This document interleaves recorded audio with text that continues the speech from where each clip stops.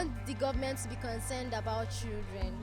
Because today I was hearing on the radio that what the government is concerned about currently now is about the forthcoming elections. They're not focusing on the importance, the children's life. They always tell us in schools we are the leaders of tomorrow.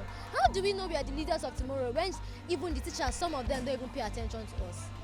Some teachers will come to classes and then they'll be like, if not for God, if not that I have conscience, I will not teach you people, I will not do this. You get? So I just feel the government should pay attention to children, should pay attention to our future, because if the government pay good attention to us, we will not deviate.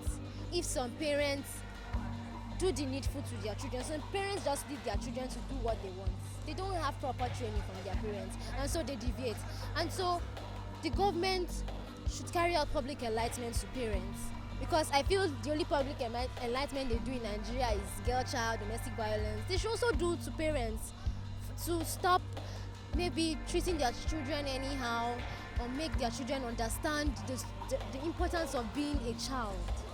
Because some people don't even know the value of being a child. Some of my age mates now, most of them, they don't even stay in their houses. They go about fixing nails, doing long hair, doing lashes. And I feel this is not the time. On the 27th of May 2022, Nigeria celebrated her Children's Day. It is a day set aside as a holiday for children every year as part of the government's plan of promoting civilization in the country. The day is also set aside to create recognition of the welfare and rights of children. The excitement of the day is usually undeniable for school children. It is a day marked with match-past competitions, pageantry, excursions, food, drinks, and fun. And let's not forget the flowery speeches made by elected government officials. However, there are children who miss out on the splendor of this day due to circumstances beyond their control. A survey conducted by the United Nations Children's Fund indicates that the population of out-of-school children in Nigeria has risen from 10.5 million to 13.2 million, the highest rate in the world. The figure indicates that 1/3 of Nigerian children are not in school, and 1 in 5 out-of-school children in the world is a Nigerian. Even though the government promises to have made primary and secondary education officially free in Nigeria, the rate of out-of-school children is alarming. In a chat with some students and staff of Model Secondary School Maitama, Roots Television discusses possible causes of the high rate of out-of-school children if government education is actually free. Education is not free, in the sense that if you say free, that means no money is involved. So they paid some amount of money called PTA. Like in the senior secondary school, they paid 4,900 as a school fees, which the Parents Teacher Association believes that yes, it should be paid, so that it can be used to take care of other school activities. So that's the reason why I said it's not free, because they are paying. It's actually free, because if you compare to what is paid in the private schools, you know it's free, because here we just pay school charges, what we call 4,900. That's all they pay here, and with that you get all your required, the teachers, everything is at place. Unlike the private schools, and private schools take about almost $1 million for a section or more than, but here a term is just 4,900. And then there's something we call the PTA. Parents teachers just decide to do that to assist the school to get some projects on ground, because they know that they want to assist the government, and that's why we have the PTA, which is separate. Some schools charge 1,000 per term, some schools charge 2,000 a term to augment what the government has put in place for the schools. So that's more or less, it's more like a free education compared to what is out there in the private sector. The tutors further explained the responsibilities of the government in the provision of subsidized education. Issue of students by providing a facility, that is the school, whereby the learning takes place. So apart from that, maintenance of the facility, because as long as there is use of a facility, in one way or the other it will get spoiled, and there are maintenances which the government take care of. Yes. Not the books and the school uniform. What the government really takes up are the furnitures, infrastructures. Like the private schools, they pay indirectly for the infrastructures that are being put on ground. But the government takes their infrastructure, pays the teachers, because with your 4,900 and your PTA, you can barely pay a teacher. Yes. So the infrastructures, some of the, like this practical today, the school had to occupy for the children. There's some children who couldn't afford to pay to buy some of the materials required for this practical. The school gave money and said, well, the students who their parents cannot afford to buy the materials, they made provisions for them. So the importance of formal education in this era cannot be overemphasized. Psychological and social growth is just a fraction of the impact of formal education in a child's life.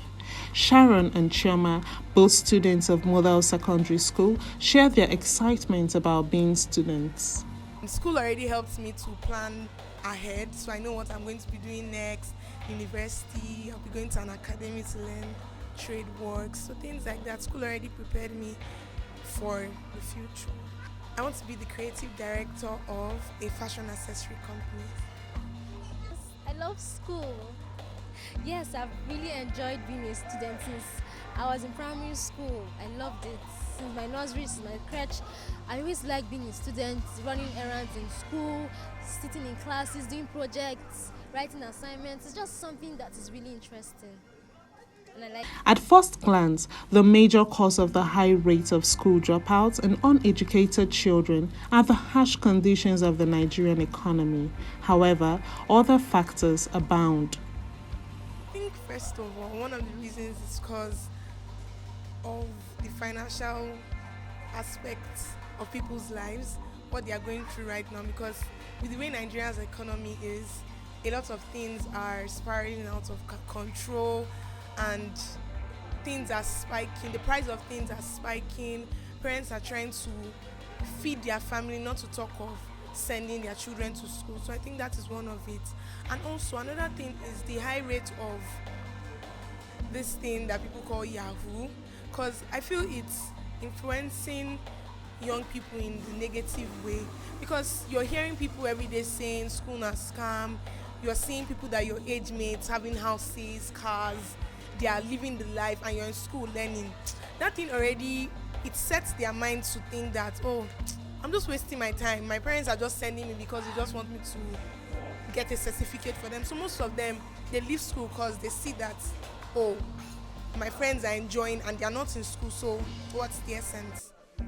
A parent doesn't have a house, they won't have money to take care of the child. So the child has to stay where the parents are and just stay at home and help the parents see if they can make money and at least eat or get a house or something. But, and also another reason is that peer pressure has also affected a lot of students. I know some of my, like some acquaintances that I know that are no longer going to school. Firstly, maybe their parents feel they are unserious students in school, and then their parents feel they are wasting the money. So they'll tell them to go and learn a handwork or a trade. And then from there, they are not even serious with their lives because of peer pressure. They want to make money early. They want to make it in time. And so they go the wrong way of life. And most times, some of them even become drug addicts and start living a miserable life. Yeah, just peer pressure. And another reason is that they don't have maybe a proper foundation. They don't have a proper foundation. Maybe their parents didn't make them understand the importance of being in school. Their parents didn't make them understand what it means to be a student and what it means to be educated. On whether the government is doing enough to tackle this issue, the students believe more could be done, and parents have a critical role to play. And then I feel this whole Almajiri thing, I don't really know what it really is about. I feel that those young boys should be taken off the streets because it's not helping them. I went to the market some time ago and I was seeing just little boys running around begging. And my mom told me at the end of the day, they won't even get that money to themselves. They just give it to the imam in charge of them. I feel that should be taken care of because someone coming from outside this country seeing little children on the streets, they are wondering where are their parents. Another thing I think should be done is that schools where they don't have enough facilities to accommodate the students that they have, I feel that things should be provided for them. Basic amenities that they need in the school should be provided. And then also lastly, I feel that if anyone out there is going to become a teacher, I feel you should put your all into it, because a lot of this also falls on teachers, because when your students feels that you love them and you're teaching them because you see the need for them to gain more knowledge about a certain thing, I feel it will increase the zeal they will have for learning. So yeah, those are the things I have to say. The government have done their part and it's left for the parents to do their part. The parents, if they see it as important, they will let their children go to school. But if they don't, they won't let their children go to school. They feel going about begging will fetch them money than sending their children to school and wasting their time. Because if their children go to school, they will feel who will help them beg, who will help them get money and stuff.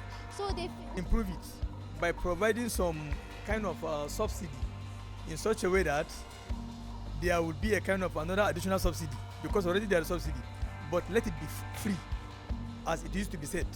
If it is free, then we will not have school dropouts. Even if we must have, it will be minimum, not up to the present level that we find ourselves today. All these problems we are having, Boko Haram, kidnappers, herdsmen, bandits, is as a result of school dropout. As long as the children we are educated, we will not have all these problems. Even if there must be, then it will be a kind of minimum. It's not much. So dropout is a kind of problem that is affecting the entire nation today. Children with formal education have a competitive approach to life. Formal education helps in creating a social atmosphere, learning and understanding of different cultures and with unique experiences. This in turn boosts the confidence of the children and expands their circle of knowledge to more than just textbooks. The government at all levels needs to prioritize security of school children, upgrade of learning methods, free education for the less privileged, and enlightenment of the uninformed about the importance of formal education. Education is the bedrock of a productive and developed economy. Okay, firstly, being in school has really impacted my life. School has made me to become very outspoken. School has made me to become really smart and understanding. Being a student is just really interesting and it exposes you to a lot of things.